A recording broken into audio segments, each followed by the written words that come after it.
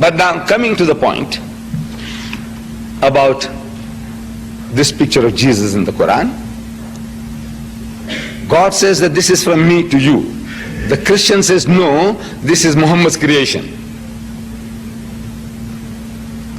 So let us analyze what I have just read to you. You see, at the very first verse that I read to you, God Almighty is telling us, through Muhammad, telling us that Mary was a woman chosen by God Almighty above the women of all nations. This is enshrined in the Quran. Mary, the mother of Jesus, a woman above the women of all nations. So the question arises, why would Muhammad say such a thing?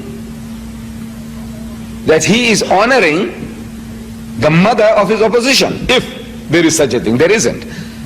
Muhammad belongs to the same brotherhood of the prophets of God. Moses, David, Solomon, Jesus, Muhammad. It's a brotherhood of prophethood. But from the Christian point of view, Muhammad is an opposition. He is a challenger to the integrity and position of Jesus. But now this person is telling the world, Muslims as well as non-Muslims, that Mary, the mother of Jesus, she was chosen above the women of all nations.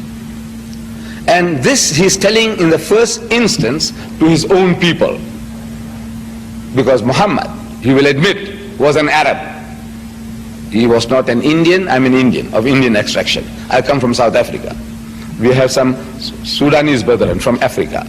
We have some Malay brethren from Indonesia, Malaysia.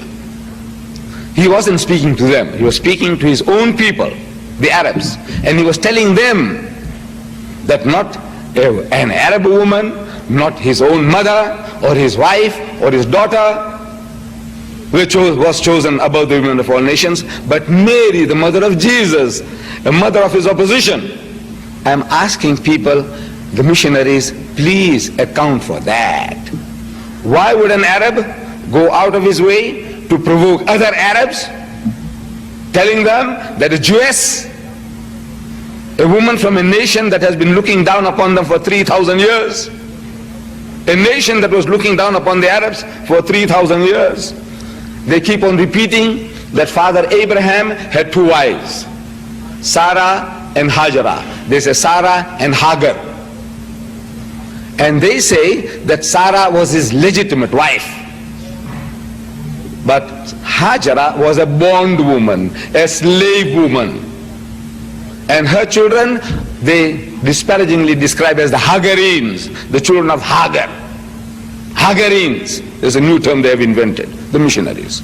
And in their books they say, now Islam is not Islam, which means a religion of peace, but they say it's Hagarism. You know, a religion from the children of Hagar, Hagarism. This is how they call us. Arabs are Hagarines, and the religion of Islam is Hagarism. They have been looking down upon the Arabs as the children of that bondwoman, that slave woman.